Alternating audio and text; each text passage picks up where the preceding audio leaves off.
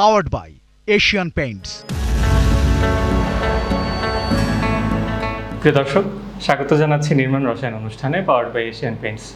এই অনুষ্ঠানটিতে আমরা মূলত স্থাপত্য নির্মাণ বিষয়ক খুঁটিনাটি বিভিন্ন বিষয় নিয়ে কথা বলে থাকি। আমাদের স্থপতিরা কী ধরনের কাজ করছেন, মানুষের চাহিদা এবং জীবন মান অনুযায়ী আমাদের স্থাপত্য কীভাবে বিবর্তিত হচ্ছে, সেই সকল বিভিন্ন বিষয় এই অনুষ্ঠানটিতে উঠে আসে। আজ আমরা এসেছি আর্কিগ্রাউন্ড লিমিটেডের স্টুডিওতে এবং আমাদের সঙ্গে অতিথি হিসেবে উপস্থিত আছেন এই প্রতিষ্ঠানটির চেয়ারম্যান স্থপতি নবীন নওয়াজ খান শমীন। স্যার, স্বাগত আপনাকে। ধন্যবাদ। অনেক ধন্যবাদ স্যার, আপনি সময় দিয়েছেন। আসলে অনেক বিষয় নিয়ে তো কথা বলার আছে, কিন্তু আপনাদের খুব রিসেন্ট একটা প্রজেক্ট যেটা আসলে বেশ আলোচিত হয়েছে, একটা ইউনিভার্সিটির একটা বিল্ডিং, যেখানে খুব ছোট ফুটপ্রিন্টের একটা বিল্ডিং, কিন্তু এর কিছু স্পেশাল ফিচার রয়েছে। যেমন দেখছিলাম যে রিসাইকেলড ম্যাটেরিয়ালও ইউজ করেছেন। তো আমরা তো জানি স্যার যে আসলে এখনকার সময় স্থাপত্যে কার্বন এমিশন কমিয়ে আনা একটা গুরুত্বপূর্ণ বিষয়, এবং আমরা চাই যে আসলে পরিবেশের প্রতি সংবেদনশীল হতে। এবং এটাও জানি যে একটা পুরনো বিল্ডিং ভেঙে ফেললে তো প্রচুর কার্বন সেখানেও এমিট হচ্ছে, আবার নতুন করে আগাগোড়া বানানোর সময় আমরা কিন্তু পরিবেশের ক্ষতি করছি। তো সেই দিকটা বিবেচনা করে আপনারা অনেক সংবেদনশীল কাজ করছেন। তো তেমন একটা প্রকল্প নিয়ে একটু কথা বলতে চাই স্যার আপনার সাথে। ধন্যবাদ তোমাকে। না, আমার চেষ্টা করছি, আসলে এখনও তো অনেক কিছু করার বাকি আছে। তো প্রজেক্টটা খুব ইন্টারেস্টিং। এটা হচ্ছে আমার একটা একদম স্কুল ফ্রেন্ড, তার প্রজেক্ট বাটা সাঁতার কুলে। ছোট্ট একটা প্রজেক্ট ছিল, তখনও ওই এলাকাটা একদম ফাঁকা ছিল, এত ডেন্স ছিল না। তো সেখানে তার ডিআইইউ ভার্সিটির জন্য সে একটা ছোট্ট প্রজেক্ট করবে, যেটার সঙ্গে একই সঙ্গে একটা লাইব্রেরি, একটা অ্যাডমিন অংশ, অ্যাডমিন পার্ট, একটা মাল্টি গ্যাদারিং স্পেস, ক্যাফে থাকবে, মানে একটা স্বয়ংসম্পূর্ণ বিল্ডিং দেশে শুরু করবে। তারপরে সে আস্তে আস্তে গ্র্যাজুয়ালি সে হয়তো বা বড় কাজ করবে। একটা মজার ঘটনা আছে, মনে আছে, সেটা হচ্ছে ও চাচ্ছিল একটা বিল্ডিং এমন হবে, বলে সমীন এমন করা যায় কি না, আমি চাচ্ছি একটা লাল বিল্ডিং হোক। তো লাল বলতে ও কী বোঝায়, ওকে আমি প্রশ্ন করলাম। ও দেখলাম যে ভাবছে। তো আমার মনে হলো লাল বিল্ডিং মানে আসলে আমাদের যেটা ছিল লাল দালান কালচার, যেটা পুরনো যে আমাদের যে একাডেমিক ভবনগুলো ছিল সবই লাল, ইনফ্যাক্ট কলোনিয়াল যে বিল্ডিংগুলো লাল। তো ওরকম কিছু হয় কি ওর মেমোরিতে গেঁথে আছে কিনা, যেটা একটা পাওয়ার অফ, একটা আমি বলবো যে symbol of power, symbol of something, some sort of একটা ডমিনেন্স কিছু একটা আছে কিনা। তো সেটাকে প্রশ্ন করতে গিয়ে আসলে এই বিল্ডিংটা সূচনা, আসলে এই ম্যাটেরিয়ালের এক্সপ্লোরেশন বলো, রিসাইক্লিং বলো, সব কিছু আসলে ওই কোশ্চেনটাকে অ্যাড্রেস করতে গিয়ে। তো আমি এটা কেন ইন্টারেস্টিং বলবো, সাধারণত আমরা কিন্তু ক্লায়েন্টের অনেক কথাই হয়তো বা আমরা ওইভাবে হয়তো ধরি না, বা হয়তো গ্র্যাস করতে পারি না, বা অ্যাড্রেস করতে পারি না হয়তো বা আমাদের সীমাবদ্ধতার কারণে। কিন্তু ওই ছোট্ট একটা প্রশ্ন করতেই গিয়ে কিন্তু আজকে বিল্ডিংটা এটা হয়েছে, এই চেহারা নিয়েছে। তো এই জন্য আমি বলি যে হোয়াট ইজ রেড, এই কোশ্চেনটা অ্যান্সার করতে গিয়ে কিন্তু আজকে এই বিল্ডিংটা এই জায়গায় এসেছে আর কি। লাল যেটা আপনি বলছিলেন স্যার, লাল বলতে তো আমরা সাধারণত দেখছি যে লাল ইট কিংবা লাল রং, এই দুটোর ব্যবহার, কিন্তু এইখানে আপনারা যে লালটা ফুটিয়ে তুলেছেন সেটা তো খুব ভিন্ন একটা বিষয় ছিল। সেটার গল্পটা যদি একটু বলেন। আমি তোমাকে বলি যে আমরা যখন কাজ করি আমরা চাই যে গতানুগতিক ম্যাটেরিয়ালের বাইরে কোনো ম্যাটেরিয়াল এক্সপ্লোর করা যায় কিনা, হ্যান্ডমেড হোক বা ক্রাফটসম্যানশিপ হোক, সেটাকে এক্সপ্লোর করা, হ্যাঁ, সেটাকে পোর্ট্রে করা। তো আমার মনে আছে আমি যখন প্রথম বা দ্বিতীয়বার সাইটে ভিজিটে গেলাম, আমার নজরে আসলো ওই কোশ্চেনটার পরে লাল যাচ্ছে, মানে এ পাইল অফ, মানে সুরকির একটা বিশাল স্তূপ, হ্যাঁ, পড়ে আছে এখানে, একদম মানে পড়ে আছে, মানে এখন কাজে আসছে না এটা। তো ওখানে দেখলাম সুরকিটার মধ্যে একটা টেক্সচার, একটা সুন্দর একটা গাঁথুনি, এটাকে আনা যায় কি না বিল্ডিংটার গায়ে। আর নষ্ট পড়ে আছে, এটা তো যদি আমি রিসাইকেল করি তাহলে ওর টাকাটাও বাঁচে, আবার একটা জিনিসটা একটা ভ্যালু অ্যাড হয়। তখন ওইটাকে নিয়ে আমি কাজটা শুরু করি, স্টাডি করা শুরু করি, ইউটিউব দেখি, বিভিন্ন স্থপতিদের কাছ থেকে আমি বক্তব্য শুনি, হ্যাঁ, ম্যাটেরিয়াল এক্সপ্লোর করার চেষ্টা করি। তখন আমি সিমেন্ট ওই সুরকি দানার বিভিন্ন অনুপাতে 70%, 30%, 10% এটা নিয়ে এক্সপ্লোর করতে এই চেহারাটা নেয়। এবং মজার বিষয়টা হলো এটা কিন্তু ব্রিদেবল, এটা কিন্তু ব্রিথ করে, বৃষ্টির পানিটা অ্যাবজর্ব করে আবার ছেড়ে দেয়, এবং এটা কিন্তু অনেক কালার নেয়। বৃষ্টির পরে যখন একদম একটা বৃষ্টি স্নাত বিল্ডিং, একটা ফ্যাসাদ, তো উজ্জ্বল লাল, একদম প্রচণ্ড গরমের সময় দুপুরবেলা হয়তো ডিফারেন্ট একটা কালার। তো এরকম বিভিন্ন সময় বিভিন্ন রকম একটা সে রূপ নেয়, হ্যাঁ। শরৎকালে কাশফুল হয়, এবং ধরো সাদা মেঘের মধ্যে নীল আকাশের নিচে এই বিল্ডিংটা বিভিন্ন রকম চেহারা নেয়। আবার বৃষ্টি হওয়ার কারণে, যেহেতু এটা একটা টেক্সচার ম্যাটেরিয়াল, দেখা যাচ্ছে উপরের অংশটুকু পানির কারণে ক্ষয়ে যাচ্ছে, আর নিচের অংশটা একটু শ্যাওলা জমছে, যার ফলে এটা কন্টিনিউসলি এইজিং এবং কালার পাল্টাচ্ছে। এই যে একটা বিউটি, একটা অ্যাবস্ট্রাকশন মেটেরিয়ালের, এটা কিন্তু একটা লম্বা রেঞ্জের একটা বিউটি আছে, আমি মনে করি আর কি। তো এটা একটা ভিন্ন মাত্রা দিয়েছে। তো ওই সব কিছু কিন্তু ওই কোশ্চেনটাকে অ্যাড্রেস করতে গিয়ে এমন হয়েছে। পরবর্তীতে অবশ্য আমাদের কিছু সুরকি কিনতে হয়েছিল, বা সেটা খুব যৎসামান্য, কিন্তু ওই ম্যাক্সিমাম সুরকি চালানটা কিন্তু ওখান থেকে আসছিল, সাইটে ছিল এটা।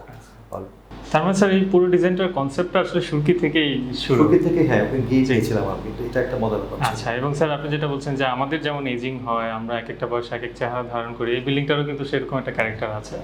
আচ্ছা, একটু ডিটেল নিয়ে যদি বলেন স্যার ডিজাইন। ডিটেলে যদি বলতে হয়, এমনি বিল্ডিং খুব সাদামাটা একটা বিল্ডিং, খুব একটা হয়তো ভিতরে খুব একটা ডাবল স্পেস বা টিপরে স্পেস নাই, 3টা ফ্লোর, হ্যাঁ, এবং তোমার একটা স্টিল স্ট্রাকচারের বিল্ডিং। কিন্তু আমাকে বলতে হয় যে এটা আসলে ঘটনাটা কী, আমি এভাবে বলবো, আমাদের আর্কিটেকচারে বা আমার প্র্যাকটিসটা বলি, আমি মনে করি আমাদের এই সাবকন্টিনেন্টে বা আমাদের সাব ট্রপিক্যাল রিজিয়নের, আমার মনে করি যে এই যে ঘরে বসে আছে, এটা মেন স্পেস না। মেন স্পেস হচ্ছে বিয়ন্ড অফ দ্য স্পেস, মানে বলতে যাচ্ছি যেটা আমাদের সেমি আউটডোর স্পেস। তার মানে আমার জানলাটা আছে, জানলা খোলার পরেও কিন্তু একটা সানশেড আছে। তার মানে আমার যে ওপেনিংটা, সেটা কিন্তু একটা থিন লাইনে ওপেনিং না। তুমি যদি ওয়েস্টার্ন কান্ট্রি থেকে দেখো বা ওয়েস্টে তাকাও, দেখবা যে একদম perfectly cut off by thin material, indoor sharp cut out, outdoor, বাইরে প্রচণ্ড ঠান্ডা, এই তুমি উষ্ণ বসে আছো। আমার সেই সুযোগটা নাই। বাইরে বৃষ্টি হচ্ছে, আমি ছাট আমার গায়ে আসছে, ঠান্ডা হাওয়াটা আমার গায়ে লাগলো। তার মানে আমার যে ওপেনিংটা, এটা কিন্তু চর একটা ব্যাপার। তার মানে আমার যে থ্রেশহল্ডটা, এটা কিন্তু থিন লাইনের থ্রেশহল্ড না, এটা হচ্ছে একটা চওড়া থ্রেশহল্ড। একটা আমার indoor space, semi outdoor space, then outdoor space. তার মানে এই যে সেমি আউটডোর যে স্পেসটা আছে আমার, এটাকে সাজানোর ব্যাপার আছে আমি মনে করি। তো আমাদের ছোট্ট একটা গ্রামের বাড়ি হোক, বড় একটা অ্যাপার্টমেন্ট বিল্ডিং হোক, এই যে লেয়ারটা আছে বা থ্রেশহল্ডটাকে আছে, এটাকে আমরা সাজাই, চেষ্টা করি। তো এই বিল্ডিংটার ক্ষেত্রেও এটা একটা ছোট্ট একটা বিল্ডিং, মাত্র বোধ হয় 3,500 স্কোয়ার ফিট ফুটপ্রিন্ট কী করা আছে, কিন্তু এটা যে এনভেলপটা কিন্তু ওই গল্পটাকেই নিয়েই কাজ করেছে, এটার যে থ্রেশহল্ডটাকেই ডিজাইন করেছে। তোমরা দেখতে পারবা যে বিল্ডিংটাকে যদি এভাবে আঁকি, আমি খুব সিম্পল, বিল্ডিংটা একটা স্কোয়ার বিল্ডিং। এটা হচ্ছে আমাদের ওয়েস্ট, এটা হচ্ছে ওয়েস্ট, হ্যাঁ, এটা ইস্ট, ওয়েস্ট, আমাদের এটা হচ্ছে সাউথ, এটা হচ্ছে নর্থ। এই হচ্ছে ঘটনাটা বিল্ডিংটার, হ্যাঁ। তো আমরা বিল্ডিংটাকে যেটা করলাম, বিল্ডিংটার এই যে চারপাশে জায়গাটুকু আছে, এই জায়গাটাই কিন্তু আমরা বলছি ওই জায়গাটুকু যে থ্রেশহল্ড। তার মানে এটা কিন্তু নিয়ে আমার কাজ করেছে। তার মানে এটাকে আমি একটা বাক্স দিয়ে একটা ওয়াল দিয়ে বন্ধ করে নিই, এই জায়গাটুকু কাজ করেছে। এবং এখানে তুমি দেখবা যে একদম বাইরের লেয়ারটার মধ্যে ব্রিকের ওয়াল আছে, যেটা আসলে আমাকে একদম পেরিফেরাল ওয়াল। তারপর তুমি দেখবা যেখানে একটা আছে তোমার গ্রিলের লেয়ার। কেন দিয়েছি গ্রিল লেয়ারটা বলি তোমাকে, যখন আমি ওখানে গেলাম দেখলাম যে এখানে প্রচণ্ড ঝোড়ো হাওয়া হয়। আমি একবার গিয়েছিলাম ঝড়ের পরে, দেখি যে আমার যে বাউন্ডারি ওয়ালটা মোটা রডের বাউন্ডারি ওয়াল ছিল, কলাম ফুটিংয়ের, সেই বাউন্ডারি রড লোহা উপড়ে গেছে ওই ঝড়ের তাণ্ডবে, ঝড়ের প্রেশারে। তখন আমি চিন্তা করলাম তাহলে কীভাবে ঝড়, মানে চারপাশটা খোলা আসলে, হ্যাঁ, চারপাশে এমটি। তো আমি চিন্তা করলাম যে তাহলে কীভাবে এটা আমি ঠেকাবো আমার ভিতরে গ্লাসটাকে, ভিতরে আমার সারফেসটাকে। তখন আমি অনেকগুলি এল অ্যাঙ্গেল দিলাম। তার মানে এরও পরে আমি এই জায়গাটার মধ্যে এরকম আমি এল অ্যাঙ্গেল দিলাম, এল অ্যাঙ্গেল TL, এভাবে তুমি দেখতে পারবো এভাবে, হ্যাঁ। যেটা কি হয়, যেটা আমার ওই বাতাসের থ্রাসটাকে নিয়ে নেয়, আটকে ফেলে। তার উপরে এই যে এখানে কিন্তু আমার ব্রিকের লেয়ারগুলি আছে বলছি আমি, তারপর হচ্ছে এই এল অ্যাঙ্গেলটা, তারপরের লেয়ারটা হচ্ছে আমার গ্লাস লেয়ার, যেটা আমি অপারেবল গ্লাস লেয়ার। এই পুরো জিনিসটা প্রায় 3 ফিটের মতো। তার আমি অনেক লেয়ার আছে এইটার মধ্যে, কিন্তু সেই লেয়ারটার মধ্যে কিন্তু আমার তুমি দেখতে পাবা যে ওই শিশুরকির লেয়ারটা, তারপরে যে এই মেটালটা, তারপর গ্লাস লেয়ারটা। এবং তোমার বাইরে ঝড়টাকে এ ঠেকানোর পরেও যা থেকে যায় সে এ ঠেকায়, তারপরে আমার এই গ্লাস দিয়ে আলোটা আসে, যার ফলে ওই যে থ্রাসটা সে আর পায় না। কেন আমি কিন্তু আমাকে একটা লেয়ার করছি, হ্যাঁ। এবং দেখা যাচ্ছে যে এটার যে শ্যাডো পড়ছে, এটা শ্যাডো পড়ে বিল্ডিংয়ের গায়ের মধ্যে, এবং ইন্টেরিয়রের শ্যাডোটা পাচ্ছি আমি, লাইটটা ভেঙে ভেঙে ঢুকছে, বাতাসটা কেটে কেটে আসছে। তো এই যে একটা বলছি লেয়ারটা, এটা কিন্তু আমরা প্রত্যেকটা বিল্ডিংয়ে আমরা এটা করার চেষ্টা করি যে একটা লেয়ার তৈরি করা, হ্যাঁ, একদম শার্প কাট আউট না করে লেয়ারের মাধ্যমে ইনডোর থেকে আউটডোরে যাওয়া। মানে অনেক ধরনের ইন্টারেস্টিং এক্সপিরিয়েন্স আসলে এখান থেকে জেনারেট হচ্ছে। স্যার যেটা বলছিলেন আপনি যে থ্রেশহোল্ডটার এটার যে থিকনেস 3 ফিটের মতো, এখন তো আমরা আসলে থার্মাল কমফোর্ট নিয়ে ইদানিং অনেক কথা বলছি, তো সেই পার্সপেক্টিভ থেকে যদি একটু বলেন যে আমাদের আসলে স্থাপত্য কেমন হওয়া উচিত আমাদের আবহাওয়ার জন্য? অবশ্যই এটা খুব গুরুত্বপূর্ণ প্রশ্ন। আমরা কিন্তু একটা গরিব দেশ, তাই না? আমাদের আসলে একটা বিল্ডিংকে অপারেশন অনেক টাকা খরচ করতে হয়। তো আমি যদি বিল্ডিংটাকে রাইটলি পজিশন করি, প্রথম কাজ ওয়েস্টটাকে আটকানো, সাউথে বাতাসটাকে নেওয়া, নর্থে নরম লাইটটাকে ঢুকাতে পারি, অনেকাংশে বিল্ডিং অপারেশন কস্ট আমার কমে যায়, সাস্টেনেবল হয়ে যায়। এবং গ্লাসের ব্যবহার কমানো, যতখানি পারা যায় গ্লাসের ব্যবহার কমানো, এটা করতে পারলে কিন্তু আমার গরিব দেশে এই যে এসির খরচ এটা কমাতে পারি আমরা। কিন্তু এসি লাগবে, কিছু জায়গায় আমাদের এসি আমরা একদম আসলে এসি বাদ দিতে পারবো না, কিন্তু এসি অনেকাংশে কমানো যায়। তো এইটুক কাজ আমাদের করতে হবে। তো এই জন্য হিটটাকে যদি আমরা কেটে কেটে আনতে পারি, হিট ঠেকাতে পারি, তাহলে কিন্তু আমার বিল্ডিংটা সাস্টেনেবল হয়। স্যার এই প্রজেক্টটা ছোট প্রজেক্ট হলেও আসলে রিমার্কেবল অনেকগুলো বিষয় রয়েছে, যেমন ইনোভেশন আছে, কিছু এক্সপেরিমেন্ট আছে, এবং অন্যান্য বিল্ডিংয়ের ক্ষেত্রে আমরা এখান থেকে শেখার জন্য কিন্তু অনেক কিছু আছে। এর বাইরে স্যার আপনারা যেভাবে আসলে আর্কিটেকচার প্র্যাকটিস করছেন, মানে আপনাদের কাজগুলোর মধ্যে এক ধরনের সাদামাটা একটা ছাপ দেখা যায়, আবার এর ভেতরের স্পেসগুলো নিয়েও আপনারা অনেক রকম এক্সপেরিমেন্ট করেন, একটু যদি মোটা দাগে বলতেন।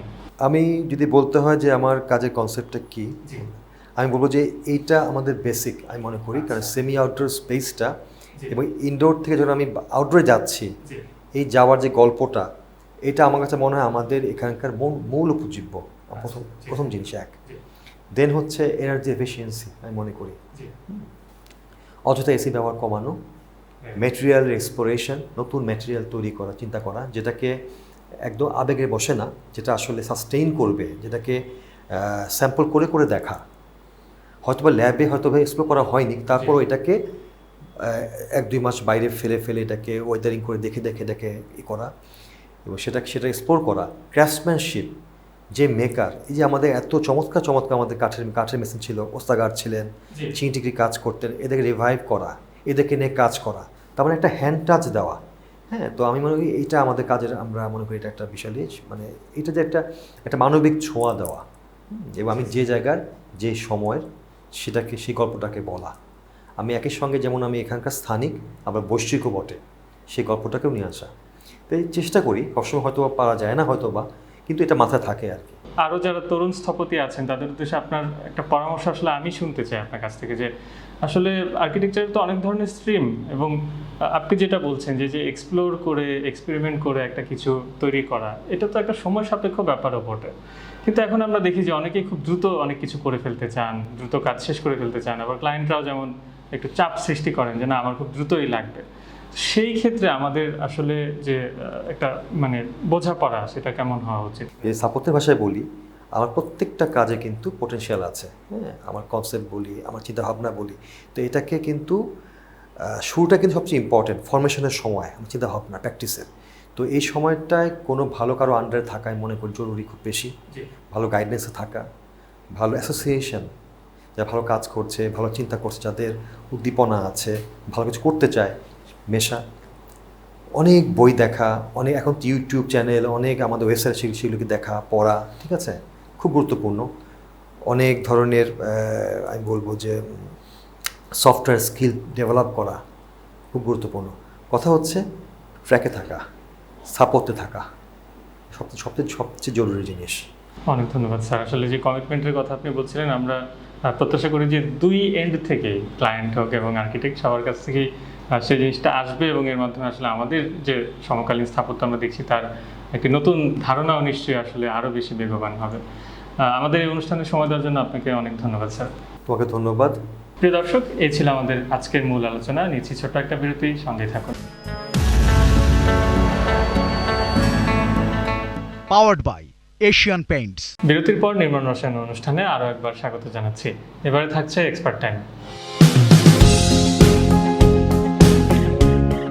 সবাইকে স্বাগত জানাচ্ছি আজকের এশিয়ান পেস এক্সপার্ট টাইমে। আজকে আমাদের সাথে আছেন আর্কিটেক্ট লুৎফুল্লাহিল মাজিদ স্যার। স্যার কেমন আছেন? আলহামদুলিল্লাহ ভালো, আপনি ভালো আছেন? জি, বেশ ভালো আছি। স্যার, আমরা যদি একটু ছোট করে আপনার এই এক্সপিরিয়েন্সটা সম্বন্ধে জানতে চাই, কত বছর ধরে কাজ করছেন? আমি তো প্রায় 16 ইয়ার্স, 2008 থেকে। যেহেতু সব ধরনের কাজই করা হচ্ছে, এর মধ্যে মানে ডিজাইন করার ক্ষেত্রে কোন জিনিসগুলোকে আপনি সবচেয়ে বেশি প্রায়োরিটি দিতে চান? প্রত্যেকটা প্রজেক্টকেই আমি একদম আলাদাভাবে দেখি যে একটা প্রজেক্ট যখন আসে ওইটার কনটেক্সট, ওইটার সাইট, ওইটার ক্লায়েন্ট, ওইটার রিকোয়ারমেন্টস, ওইটা প্রত্যেকটাই একদমই ওই প্রজেক্টটাকে ঘিরেই অ্যানালাইসিস করা হয় যে এই প্রজেক্টে কী ধরনের প্রজেক্ট হওয়া উচিত, কীরকম হওয়া উচিত। তার মানে হচ্ছে প্রত্যেকটা বিল্ডিং এর ক্ষেত্রে নতুন নতুন স্টোরি থাকে, এক্সপেকটেশন থাকে। এক্স্যাক্টলি, একটা স্টোরি থাকে। কোন কোন ফ্যাক্টরগুলো আছে যেটা অ্যাকচুয়ালি আমার বিল্ডিংকে মানে এফেক্ট করতে পারে, যেটা পারফরমেন্সের ক্ষেত্রে আমার এফেক্ট হতে পারে? আমাদের এই ক্লাইমেটে একটা জিনিস খেয়াল করবেন যে আমাদের কিন্তু বৃষ্টিপাত হয় অনেক। সো বৃষ্টির সময় পানি আসবে, বাইরের পানি হয়তো দেয়ালে আসতেছে। এই যে ধরেন আমি স্পেসিফিক বললেই দেয়ালের ড্যাম্প, এইটা একটা বড় প্রবলেম মাঝে মধ্যে হয়ে দাঁড়ায়। যে আমরা যেখানে ড্যাম্প পাচ্ছি পানির কারণে এবং নোনার কারণে, সবার আগে আমাদের বিল্ডিং, যেটা আমরা আসলে ভিতরে যারা থাকি তারা হয়তো ওই ফাইনাল ফিনিশটাকে খুব এনজয় করতে পারি না বা এটা ইম্প্যাক্টেড হয়। সো সেই ক্ষেত্রে কোনো কেমিক্যালকে স্যার হেল্প করতে পারে? অবশ্যই অবশ্যই সেই কেমিক্যাল, কারণ আমরা যে কালার অ্যাপ্লাইটা করব ওই কালারটারই এটাকে ডিউরেবল করার জন্যই আমাদেরকে ওই কেমিক্যালটা আসলে অ্যাপ্লাই করা উচিত। সো দ্যাট আমরা এই যে কালার তো ইটসেলফ একটা অ্যাস্থেটিক্স, এইটা যদি আমি ভিতর থেকে ওই কালারটাই যদি নষ্ট হয়ে যায় ড্যাম্পের কারণে, তো মানে ওই স্পেসের কোয়ালিটি তো নষ্ট হয়। এর বাইরে যদি আসলে আমরা কথা বলতে চাই, সেটা হচ্ছে বিল্ডিংয়ে ইন্টেরিয়র যখন আমরা ঢুকি তখন দেখা যায় পেইন্ট আছে। ইন্টেরিয়রে আমার কাছে মনে হয় যে একটা বিল্ডিংয়ের স্পেস মেকিংয়ে colour is the most expressive material, যেটা একটা স্পেসকে আপনি একটা ইন্টেরিয়র স্পেসই নানা কালার অ্যাপ্লাই করে এটার মুড চেঞ্জ করতে পারবেন। আমি যেই স্পেসগুলোতে খুব অল্প সময়ের জন্য থাকি, আমি যদি একটু ডিটেইলে বলি যে ওইটাতে আমি খুব একটু হট ভাইব্রেন্ট কালার ইউজ করতেছি, বাট যেই স্পেসটাতে আমি হয়তো রাতে ঘুমানোর জন্য যাচ্ছি, কাম অ্যান্ড কোয়াইট একটা এনভায়রনমেন্ট যাচ্ছি, সেটাতে কী ধরনের কালার ইউজ করবো? ডেফিনেটলি এক ধরনের না, তাই না? যে একটা কফি শপের একটা কালার যেরকম হতে পারে, এটা নিশ্চয়ই একটা বেডরুমে হবে না। সো এই একই স্পেস হয়তো কালার দিয়েই এটা নানাভাবে অ্যাক্ট করতেছে। সো এইটা খুব জরুরি যে ইন্টেরিয়র স্পেসে কালার অ্যাপ্লাইটা, যে কি ধরনের কালার মুড এবং গল্প অনেক কিছু গল্প তৈরি করে। হ্যাঁ, অনেক কিছু এটা থেকে ইম্প্যাক্ট হয়। সো রিসেন্টলি এশিয়ান পেইন্টস যেটা করছে, কালার নেক্সট একটা রিসার্চ নিয়ে আসছে, যেটার মাধ্যমে আমরা ট্রেন্ড এবং বিভিন্ন ধরনের শেড সম্বন্ধে জানতে পারছি। কারণ অনেকগুলো কালার তো আমাদের হাতে, এর মাঝখান থেকে কোন ট্রেন্ডগুলো হয়তো এখন অনেক বেশি প্রচলিত হতে পারে। এই রিসার্চটাকে আপনাদেরকে হেল্প করছে আপনাদের ডিজাইনের ক্ষেত্রে? এটা আমাদেরকে, আমি যেটা বললাম যে এটা হয়তো আর্কিটেক্টেরই কাজ, বাট এশিয়ান পেইন্টস যেটা করছে এটা আর্কিটেক্টকে হেল্প করছে, যে আর্কিটেক্টদের কাজটাই হয়তো ওনারা একটু করে দিচ্ছে। যদি আমরা বাহিরের দেয়ালটা নিয়ে কথা বলি, তাহলে আপনার এক্সপেকটেশন কি আসবে? বাহিরের আমি একটা জিনিস খেয়াল করি যে এখন হয়তো আমরা একটু যে প্লাস্টার বিল্ডিং যেটা, এটা থেকে মনে হয় আর্কিটেক্টরা একটু সরে আসছে। মানে ম্যাক্সিমাম বিল্ডিংয়ে ম্যাটেরিয়ালের টু এক্সপ্রেশন দিয়ে, ব্রিকের ওর কংক্রিট ওর ওই ধরনের এক্সটেরিয়র আমরা খুব বেশি দেখছি। বাট স্টিল আমার কাছে মনে হয় যে প্লাস্টার করা বিল্ডিং, এটা তো আমাদের বহু বছরের ঐতিহ্য। তো ওইটার কালার অ্যাপ্লাই নিয়ে তো আমার কাছে মনে হয় এইটা নিয়েই কাজ করা উচিত, যে আমরা একটা প্লাস্টার করা বিল্ডিং অনেক সুন্দর একটা বিল্ডিং হতে পারে। তো এইটাতে আমার মনে হয় এইটাতেও কাজ করার জায়গা আছে। এখন ছাদে যেটা খুব কমন দেখা যায়, আগে তো এটা হতো না যে হাই রাইজ বিল্ডিং খুব বেশি, এখন তো হাই রাইজ বিল্ডিং অনেক বেশি, এবং টপ ফ্লোরে যারা থাকে তারা কষ্টটা বোঝে।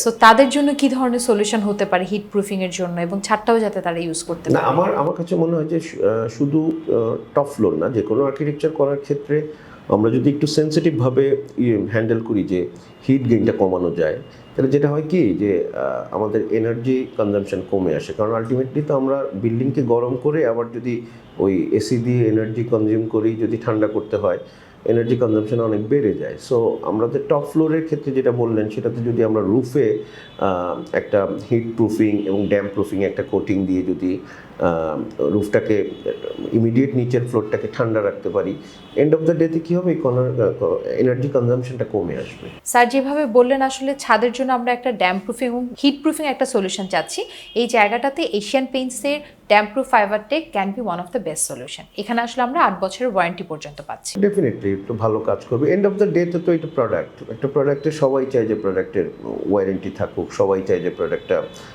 লংজিভিটি থাকুক। সো এটা করতে পারলে তো ডেফিনেটলি ভালো। থ্যাংক ইউ স্যার, আপনি আপনার এত ব্যস্ততার মধ্যে আমাদেরকে সময় দিলেন। আপনাদেরকেও ধন্যবাদ আমাকে এই অনুষ্ঠানে আমন্ত্রণ জানানোর জন্য। আজকের এই ডিটেল ডিসকাশন থেকে আসলে আমরা জানতে পারলাম একটা বিল্ডিংয়ের সেফটির জন্য অ্যাজ ওয়েল অ্যাজ লংজিভিটির জন্য আমরা কোন কোন ব্যাপারগুলোকে খেয়াল রাখতে পারি, তার মধ্যে ড্যাম্প এবং রং যদি আমরা চুজ করতে চাই সেক্ষেত্রে কোন ব্যাপারগুলোকে প্রায়োরিটিতে রাখবো। আশা রাখি এই ডিসকাশন আপনাদেরকে হেল্প করবে আপনাদের ডিসিশন মেকিংয়ে।